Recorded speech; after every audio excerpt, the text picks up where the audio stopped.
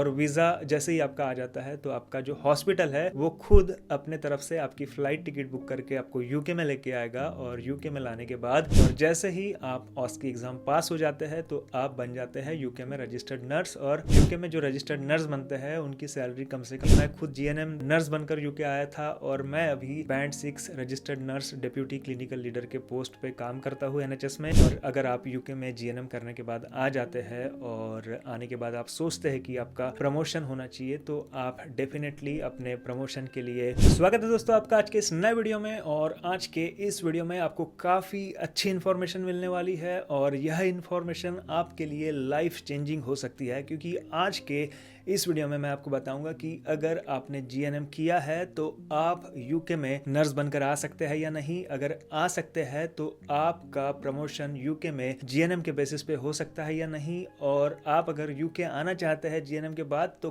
कैसे आपको यूके में आना है, ये सारी चीजें आज के इस वीडियो में आपको बताऊंगा। और आज के बाद आपके सारे डाउट्स यूके से रिलेटेड हट जाएंगे। तो आप अगर इस चैनल पर पहली बार आए हैं तो आपको बता दूं कि मेरा नाम है मधु और मैं नर्स से रिलेटेड, यूके से रिलेटेड और अब्रॉड नर्सिंग से रिलेटेड इस चैनल पर वीडियोस बनाता हूँ। अगर आप इस चैनल पर पहली बार आए हैं तो इस चैनल को सब्सक्राइब कीजिए और इस चैनल के दूसरे वीडियोस को भी चेकआउट कीजिए ताकि आपका जो नॉलेज है और भी अब्रॉड नर्सिंग से रिलेटेड बढ़ जाए। तो आपको बता दूं कि जिस व्यक्ति को आप अपने स्क्रीन पर देख रहे हैं वह खुद जीएनएम में है और मैंने जीएनएम इंडिया में ही किया है। और जीएनएम के बाद मैं यूके में एज अ रजिस्टर्ड नर्स आया हूँ। यूके में मुझे रजिस्टर्ड नर्स बनकर आने के लिए सबसे पहले मुझे अपना जनरल नर्सिंग कंप्लीट करना पड़ा। और जनरल नर्सिंग कंप्लीट करने के बाद मैंने कुछ सालों तक इंडिया में एक्सपीरियंस लिया और एक्सपीरियंस लेने के बाद मैंने आईएल्ट्स इंडिया में लिखा और आईएल्ट्स में मेरा जो यूके में आने का जो आईएल्ट्स का रिक्वायरमेंट है वो मुझे मिल गया, जो कि होता है आपको लिसनिंग, रीडिंग, स्पीकिंग में 7 बैंड्स चाहिए और राइटिंग में 6 पॉइंट बैंड्स चाहिए। वो मेरा बैंड आ गया और मैं यूके के लिए मेरा जर्नी मैंने स्टार्ट कर दिया। तो जैसे ही आपका आईएल्ट्स का रिक्वायर्ड बैंड होता है वो मिल जाता है,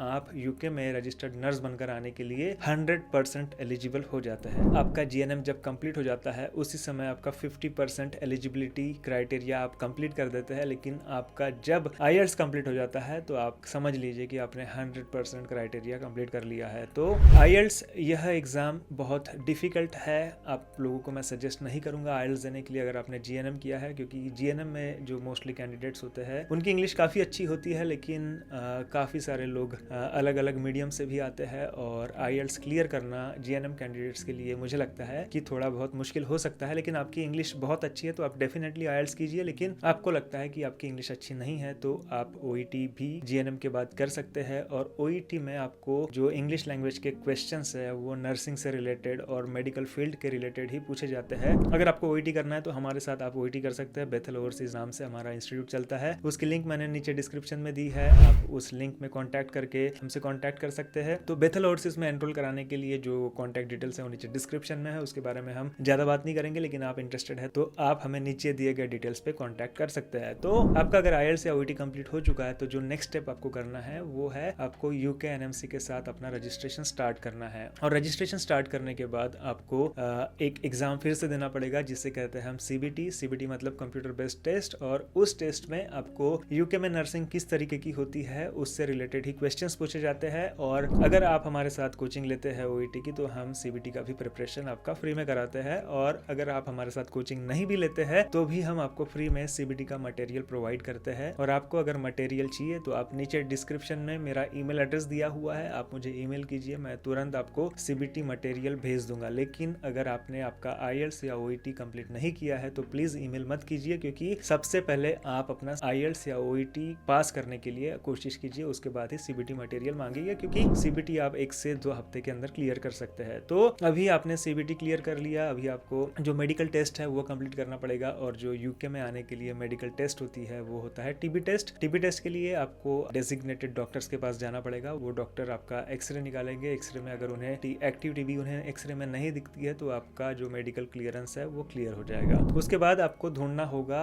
एम्प्लॉयर। अगर आपको एम्प्लॉयर ढूंढने में दिक्कत आ रही है तो भी आप मुझे कॉन्टैक्ट कर सकते हैं, नीचे मेरी कॉन्टैक्ट डिटेल्स दी हुई है, मैं 100% हमेशा मेरी कोशिश रहती है कि जो भी मुझसे कांटेक्ट करते हैं क्वेरीज के लिए उनकी मैं 100% हेल्प करना चाहता हूँ। अगर आप यूके में आना चाहते हैं और आपका IELTS या OET और CBT क्लियर हो चुका है तो आप मुझे कांटेक्ट कीजिए, मैं आपको एम्प्लॉयर ढूंढने के लिए 100% हेल्प करूंगा। जैसे ही एम्प्लॉयर ढूंढना शुरू करेंगे तो जैसे ही आपको एम्प्लॉयर मिल जाता है वो आपका इंटरव्यू लेंगे। इंटरव्यू में आपको बहुत ईजी क्वेश्चंस पूछे जाएंगे तो उसके लिए भी हम प्रिपरेशन कराते हैं। अगर आप हमारे इंस्टीट्यूट से OET करते हैं तो आपको इंटरव्यू के लिए हम प्रिपेयर कराएंगे और आपका इंटरव्यू 100% सक्सेसफुल होना ही होना है अगर आप हमारे साथ प्रिपरेशन कराते हैं तो। और इंटरव्यू के बाद आपका शुरू हो जाता है इमिग्रेशन प्रोसेस। इमिग्रेशन प्रोसेस में आपको सबसे पहले आपके एम्प्लॉयर की तरफ से स्पॉन्सर लेटर मिलेगा जिसे कहते हैं सर्टिफिकेट ऑफ स्पॉन्सरशिप। जैसे ही आपको सर्टिफिकेट ऑफ स्पॉन्सरशिप मिलता है आपको आपके वीजा के लिए अप्लाई करना है और वीजा जैसे ही आपका आ जाता है तो आपका जो हॉस्पिटल है वो खुद अपने तरफ से आपकी फ्लाइट टिकट बुक करके आपको यूके में लेके आएगा और यूके में लाने के बाद आपको फिर से एक एग्जाम देना होता है जिसका पूरा का पूरा प्रिपरेशन आपका जो एम्प्लॉयर होता है, चाहे वो NHS हॉस्पिटल हो या चाहे प्राइवेट हॉस्पिटल हो, वो आपका जो भी प्रिपरेशन है ऑस्की का, उस एग्जाम को ऑस्की कहते हैं, उस ऑस्की एग्जाम का प्रिपरेशन कराएंगे। और जैसे ही आप ऑस्की एग्जाम पास हो जाते हैं तो आप बन जाते हैं यूके में रजिस्टर्ड नर्स। और यूके में जो रजिस्टर्ड नर्स बनते हैं उनकी सैलरी कम से कम 2 लाख रुपए महीना टैक्स कटने के बाद आता ही है। तो अभी आपको मैंने बता दिया कि आपने GNM किया है तो आपको डरने की बात नहीं है, डरने की जरूरत नहीं है, क्योंकि GNM करने के बाद आप यूके में रजिस्टर्ड नर्स बनकर आ सकते हैं। और यह वीडियो बनाने का जो कारण है वो यह है कि मैंने खुद GNM किया है और कई साल तक तो मुझे यही नहीं पता था कि GNM वाले भी वेस्टर्न कंट्रीज में जा सकते हैं। और यह पता नहीं होने के कारण मैंने अपनी प्रोसेस काफी सालों के बाद स्टार्ट किया और जैसे ही मुझे यह इन्फॉर्मेशन मिली मैंने अपना प्रोसेस स्टार्ट किया और मैं खुद यूके आया। और जैसा कि वीडियो के स्टार्ट में मैंने आपको बताया था कि क्या GNM कैंडिडेट्स का प्रमोशन यूके में होता है या नहीं होता है, तो आपको बता दूं कि मैं खुद GNM नर्स बनकर यूके आया था और मैं अभी band 6 registered nurse deputy clinical leader के पोस्ट पे काम करता हूँ NHS में। और मैंने GNM के बाद कोई भी कोर्स इंडिया में कंप्लीट नहीं किया, मैं डायरेक्ट GNM के बेसिस पे आया। GNM मेरा होने के कारण मुझे मेरा प्रमोशन ये लोग नहीं रोक सकते और आप भी अगर GNM किए हैं तो आपको भी यूके आने के लिए कोई रोक नहीं सकता। और अगर आप यूके में GNM करने के बाद आ जाते हैं और आने के बाद आप सोचते हैं कि आपका प्रमोशन होना चाहिए तो आप डेफिनेटली अपने प्रमोशन के लिए अप्लाई कर सकते हैं। जब भी आपकी बैंड 6 पोस्ट आती है आप अप्लाई कर सकते हैं और आपके GNM के बेसिस पे ही आपको यहाँ पे हायर पोजीशंस मिलेंगी और आप जितना हायर जाना चाहते हैं उतना हायर आप GNM के बेसिस पे ही यूके में जा सकते हैं। और अगर आप और भी ज्यादा पढ़ना चाहते हैं तो ये लोग आपको डेफिनेटली हायर स्टडीज के लिए हेल्प करते हैं। तो आपको बता दूं कि आपने अगर GNM किया है तो बहुत बढ़िया कोर्स आपने किया हुआ है